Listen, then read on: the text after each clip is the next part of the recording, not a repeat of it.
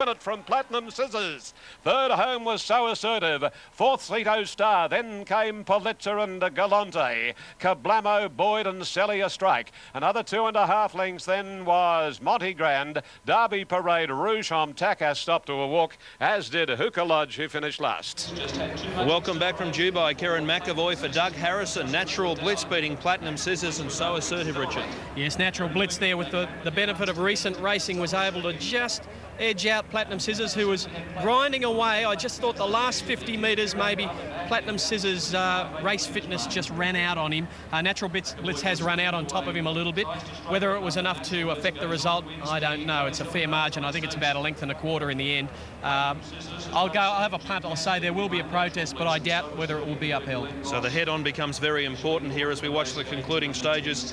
He's been a great little son of Dahir, a breed which is absolutely flying. The other horse, though, the runner-up, has turned for home 6 and 7 wide.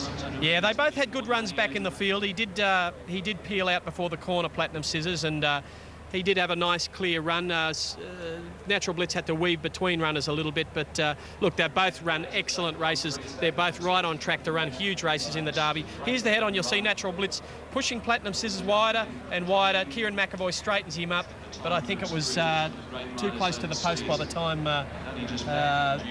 the time Jim Cassidy had to straighten his mount to avoid him. So that's why I think it'll be dismissed, but I think there will be a protest. Do you know the best thing out of this? What a great Derby next week. Yes, there's a number of horses doing very, very well at the moment. Over the 2,400 metres, we'll sort a few out. Now Platinum Scissors had to step up another 400 metres.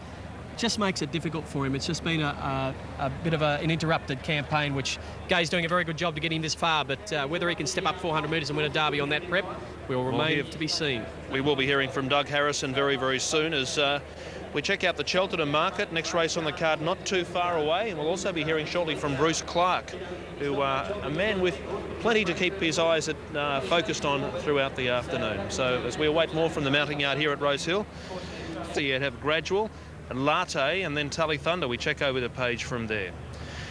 Well, this afternoon in the Golden Slipper there is one called Snip Attack, who perhaps could be a rank outsider, but the man who puts part of the ownership team together wears many caps. He manages Chris Muntz, Damien Oliver and Craig Newitt. He's wearing a cap now, Richard Friedman. He certainly is. Bruce Clark, welcome. Thank you, Richard. Now, Snip Attack. How did Snip Attack get its name? Well, we couldn't get the name Press Room through, so we called it Snip Attack instead. So you've been the victim of many Snip Attacks. Well, perhaps I've been the recipient as well at some stage. And I can assure you, if it does happen to win today, there'll be plenty in the queue, mostly from the press room for the snip. Righto, you tell me, how does it feel to be the owner of a Golden Slipper winner? I've been associated with training him, but that's not the same as being a part owner. Oh, it's just fantastic, Richard. Most of the people in this horse are, in their horses for the first time. We've got a couple from the Gold Coast, Jim Matthews, who hasn't been in the best of health. He's quite ill, and he's here enjoying it. And we've got the rest of the team up from the Emerald Hotel in Clarendon Street, South Melbourne, where I'm sure there'll be free drink this afternoon. It's just good fun being part of it.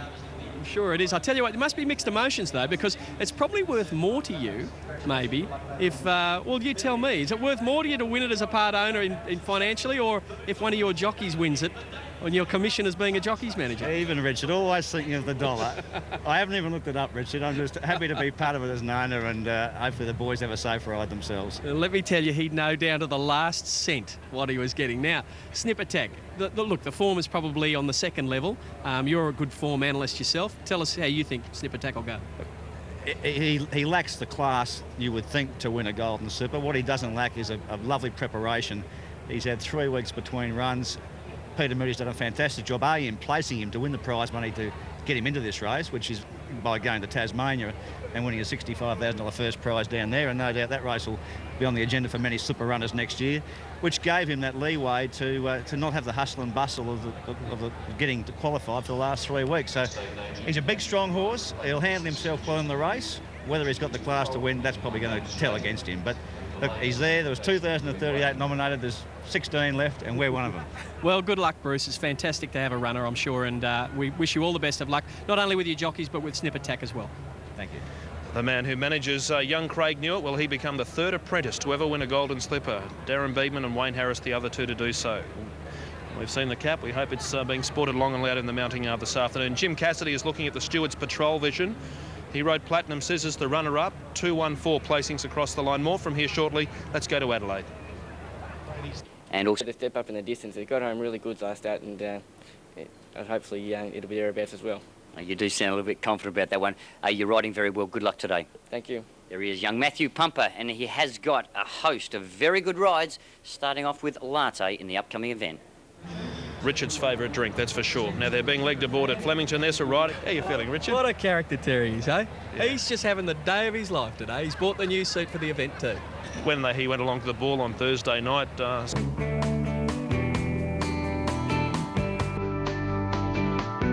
Hair grooming.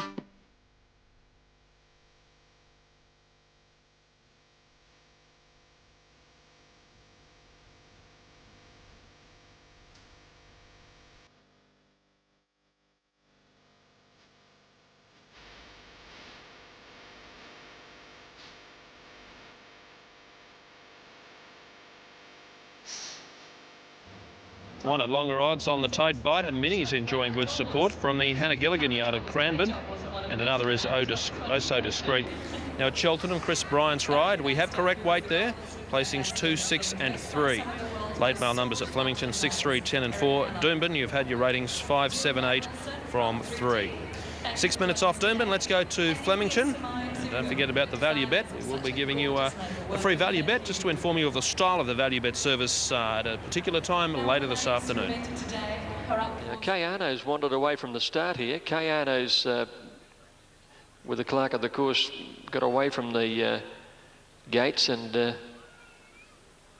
she might have just wandered away on her own. I don't think, I thought she might have been being led away from the start, but she's now heading back there. Fortune Finder to move in.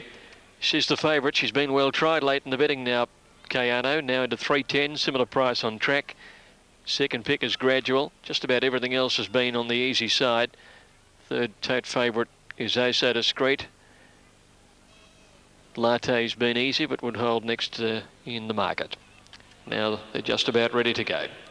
Kayano's joined them. Fortune Finder is set. The Miss Lockley's handicap, third of the day, 1430 metres. Jockey's reporting genuinely slow going here. Lights flash. Racing now.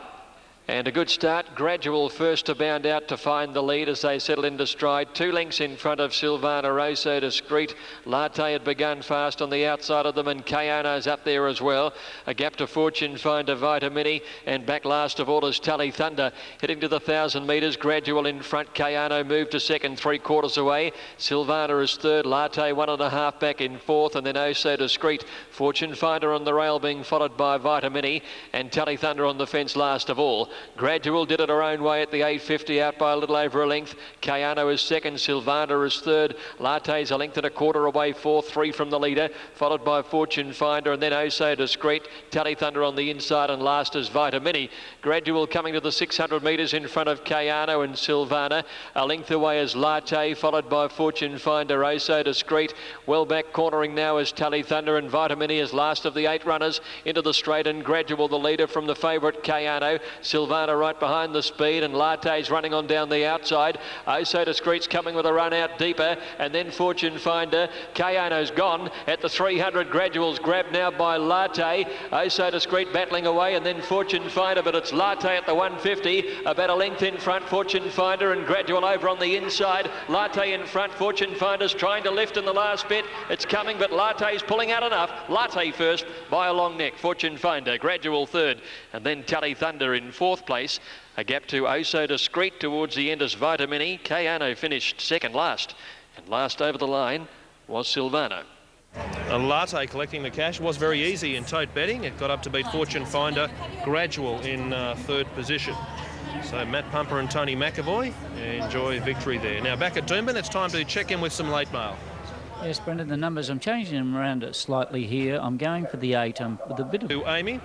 Key ones in the market. Well, Barbarossa is the tote favourite, but that's massive unders. It has been very easy on course early. County Tyrone ran a very good race last time out. Max Lee's trained former Queensland Derby winner. And we check over the page from there. Chrysler Mirage, Mr. Nelson. Well, we're back here at Rosehill Gardens. Last year, really at the end of the day, he couldn't make the slipper, but fortunately one in the draft did. So we're 7 and 14. Let's go down to the mounting yard. Here's the late mail. Race 4 here, Rosehill Gardens. Tricky race numbers 6, 2, 14 and 3. Well, no value in Barbaroos here. And drawing the barrier he has, I just feel he gets the right run. Early Bird, number 2, backing up after an emphatic victory here over this course last start. She's trained on well since.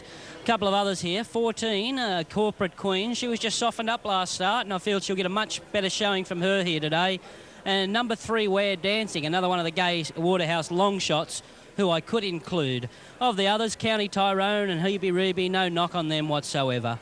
6 on top, Barbaroos, hardest to beat, 2 Early Bird and 14 Corporate Queen. OK, we're looking at the runners parade. So they're about to move in here.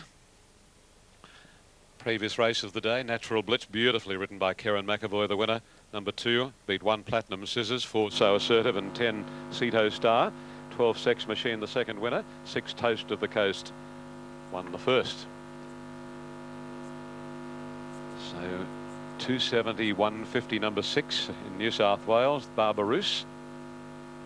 And number 2 is 640, that is Early Bird. Number 1 is 760, County Tyrone. And the only other one under doubles in New South Wales is number 4, Hebe Rebe, at $9.80. Hebe Rebe involved in a close finish at its last start in the Canterbury Cup. Bedouin winning by a narrow margin. Barbaroos having little luck in the home straight in that particular event. Gay represented by Where Dancing here, along with Clonmel, Spurred On, and Corporate Queen. Corporate Queen, if circumstances allow, will be ridden a little more quietly today as Chrysler Mirage and Factional move in simultaneously. Where Dancing is coming up now to a wide gate. Where Dancing in the outside of the line, and we're ready for a start. The Lone Inquiry Centre Stakes over the 2,000 metres. Crowd building all the time here at Rosehill. I'd say it's a lot bigger than last year. Anyway, they're off and running, and one of the best to break the line was Spurred On. Hebe Rebe and Bello Senor got out nicely. So did Clonmel. Moving up, Viking Dancer, and not far away is Corporate Queen, followed by Mr. Nelson and Feed the Meter. Further off in the field is Barbaroos, and then Early Bird, Chrysler Mirage, Where Dancing, County Tyrone, and 2 lengths to Factional after completing 400 metres. And the leader is now Viking Dancer, Mr. Nelson, and Feed the Meter second, and third from Spurred On. Corporate Queen trapped out a little wide from Bello Senor. Hebe Rebe on the inside of Barbaroos from Clonmel. Chrysler Mirage and then Early Bird over on the fence, 2.5 to Where Dancing. County Tyrone second last, and 2 further back is Factional. It's Viking Dancer leading as they run down the back of the course and leave the 1200 behind them. 3/4 Corporate Queen. Feed the Meter third as Corporate Queen goes to the lead. Spurred On fourth. Mr. Nelson next. Hebe Rebe inside of Bello Senor, a length and a half to Barbaroos. Early Bird on its inside. Clonmel deep. Chrysler Mirage in the centre. Where Dancing over on the fence. About 3 to County Tyrone and nearly 2 lengths to Factional. Down the side, Corporate Queen is the leader, and at the 800 marker, she's about a neck on Feed the Meter again, sidling up to put his neck in front. They've been chopping and changing. Viking Dancer third from Spurred On, Mr. Nelson, and then Clonmel, followed by Bello Senor, Hebe Rebe, and then Barbaroos, followed at the head of the others by Early Bird as they work to the corner. Or Mr. Nelson dropped off quickly, and then Where Dancing, County Tyrone and Factional. They head for home now. Plenty of chances. Corporate Queen, Feed the Meters dropped off. Spurred On to second, and then Clonmel. Hebe Rebe's into the clear. So's Where Dancing, and Barbaroos and Chrysler Mirage are having a bumping duel. Factional making ground, and as they're spread right across the track, County Tyrone is the deepest. Where Dancing and Hebe Rebe from Barbaroos. It's Where Dancing the inside. Hebe Rebe, Where Dancing, Hebe Rebe. They hit the line. Hebe Rebe from Where Dancing. Third, Early Bird. Then came Barbaroos, followed home by County Tyrone, Factional, Bello Senor. A break then Chrysler Mirage, Clonmel, Corporate Queen, followed home by Spurred On, Feed the Meter, Viking Dancer, and Mr. Nelson was tailed right off. Mr. Nelson. How was that for a competitive race? A host of chances, Barbaroos there, plenty of punters, and it's really roused this Rosehill crowd to life. Sure has. Hebe Rebe there looked fantastic in the yard, and just over the last 20 metres, that obviously paid off all that good conditioning because he was able to just nut Where Dancing on the line. It was a very, very good effort. Jockeys both riding hard there. They were spread across the track. It was an absolute blanket finish. Hard to read how the form will come out of this race because blanket finishes can often mean that a number of different results could have occurred, but it looks like Hebe Rebe has just nutted We're Dancing. The race time is 2 minutes neat, 0.86. Home in 35 and 31. 35 and 31. I think that was Barbara Roos out wide that was coming into the picture out there, the extreme outside on Just the... missed out, a long neck. There's not much in this. Here's This will the be head on interesting. as they fan. Yes, look at them. Right across the track, you can see Hebe Rebe there just starting to close on We're Dancing. They're the closest to the fence and the one off the fence. And then a traffic jam out wide of them there with Barbara Roos just starting to grind home with Early Bird there. And they've just missed out. Now, interim details. Craig Carmody for Noel Mayfield Smith. Hebe Rebe, the switch-in time 5-year-old, registers its 8th career win, beating We're Dancing from the Gay Waterhouse Yard and Early Bird in 3rd position. So 4, 3 and 2 race time. 2 minutes neat, 0.86. Home the last 600 and 35 and 31. County Tyrone, Barbara Roos, the host of them, who swooped home wide and just failed to collar the first 3 home. Let's look ahead to Cheltenham. 3rd race on the card, the Sky Ratings top pick here. Magic stuff here at Rose Hill, but importantly, we need to find a winner at Flemington. Here's Greg Miles. Razi locked in on the inside, former Geelong Cup winner. Freegold is ready. Umdinger goes up a little wider out. Now Backstreet Boy coming in for Mark Pegas. Grey Song goes in. Won the St Ledger here.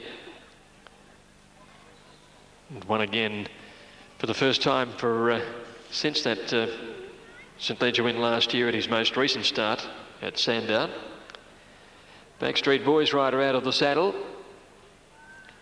Here's Frightening coming up into the gates.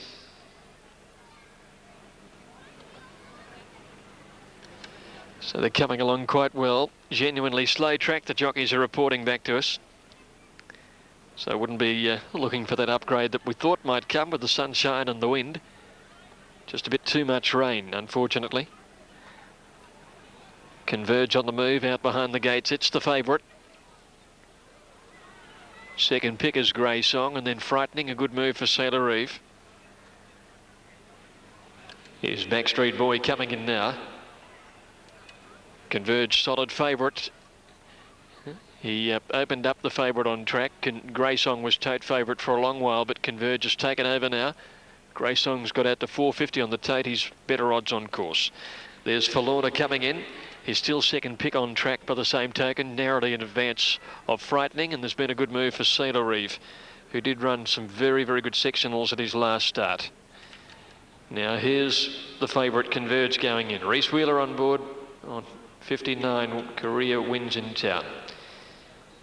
Winkler's gone up, most of them ready. Mustagil, Scrumptious and Provocateur are the 3 we need.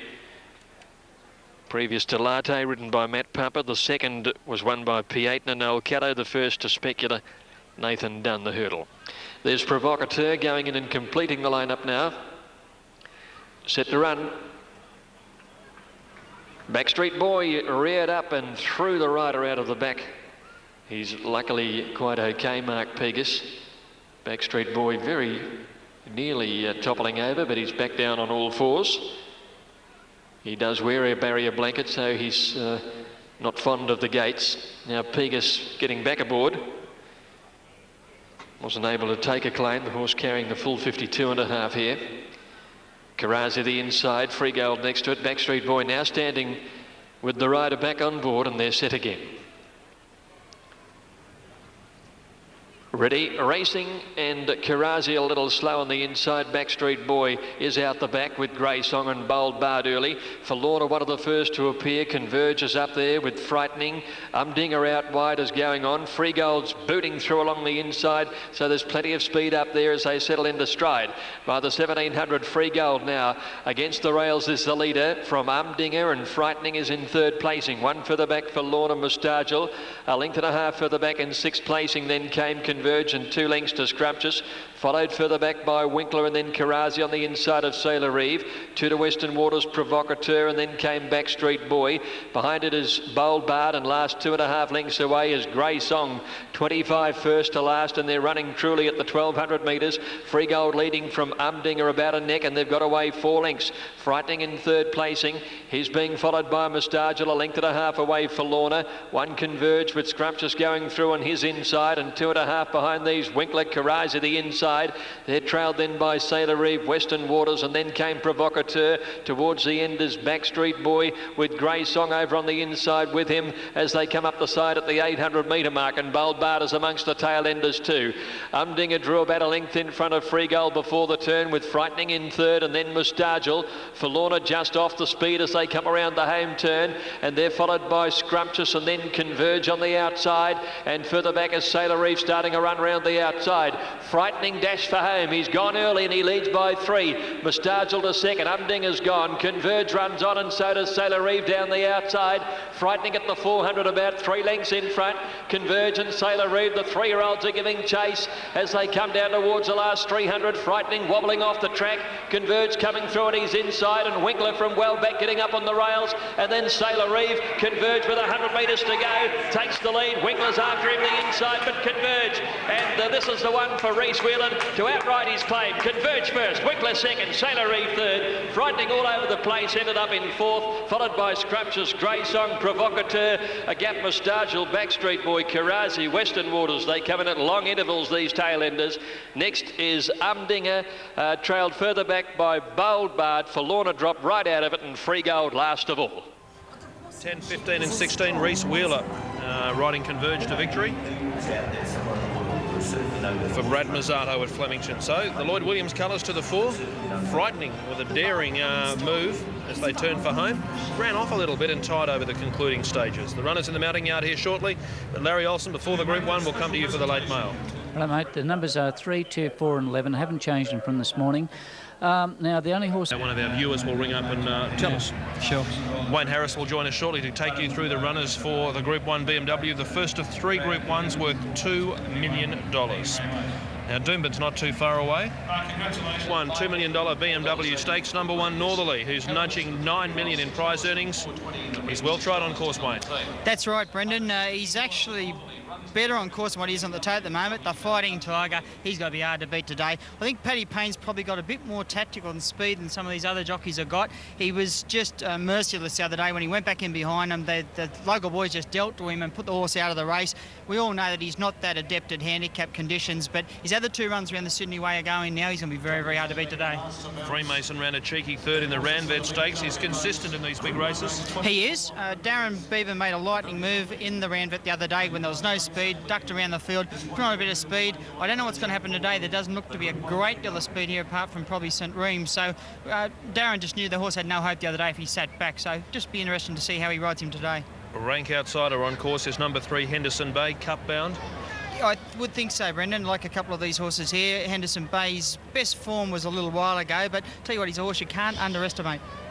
Number 5 is Republic Lass. This is the mare which dethroned Northerly in the Ranvet.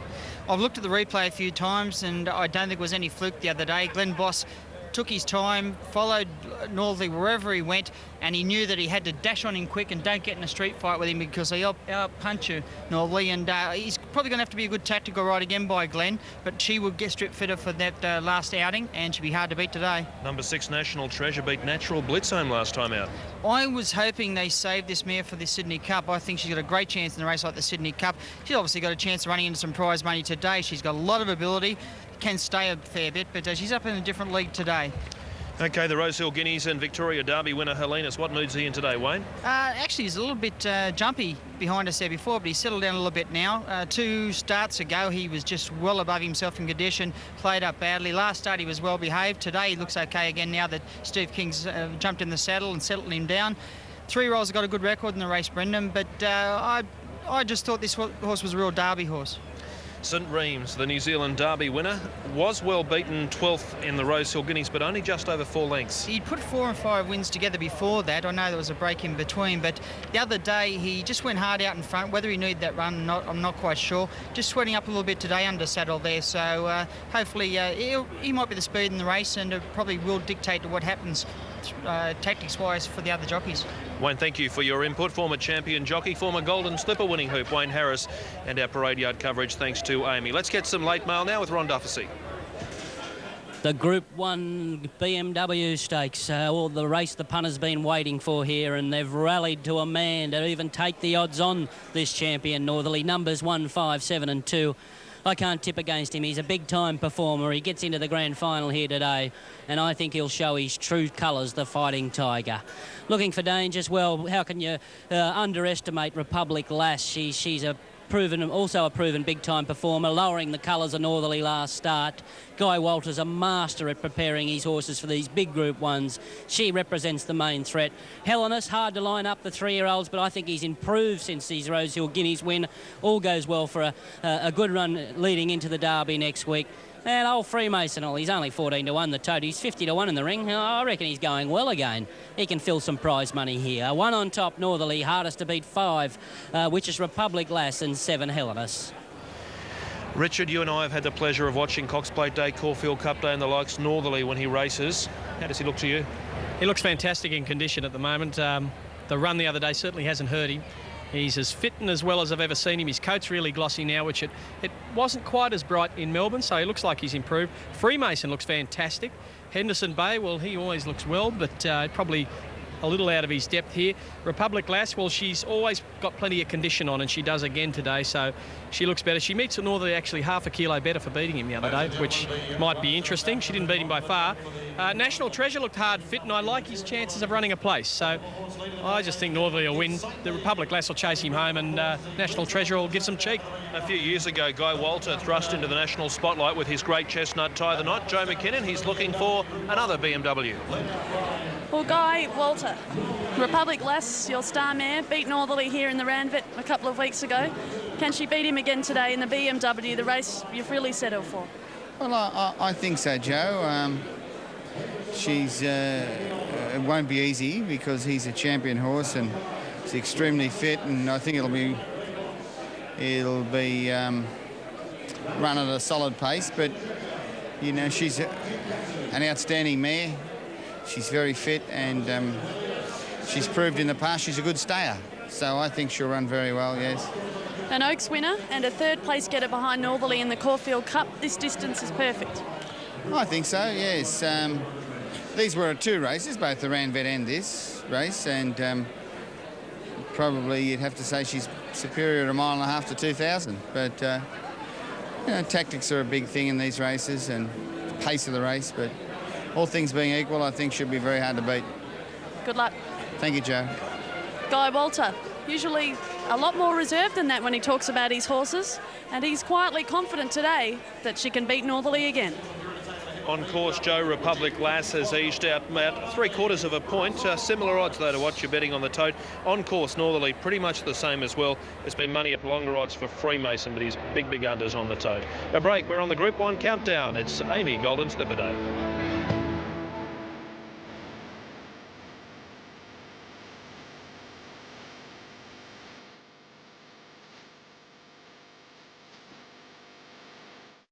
Fancy. Big free rein, and she got there. Cousy put his nose in front. The Queenslander sticks on. Cousy in front, wearing away Face Value. Cousy off Face Value in a head-bobbing finish. Hayley Berry clear with 100 metres to go. Ringing over 2 lengths away. Hayley Berry 3 for 3 is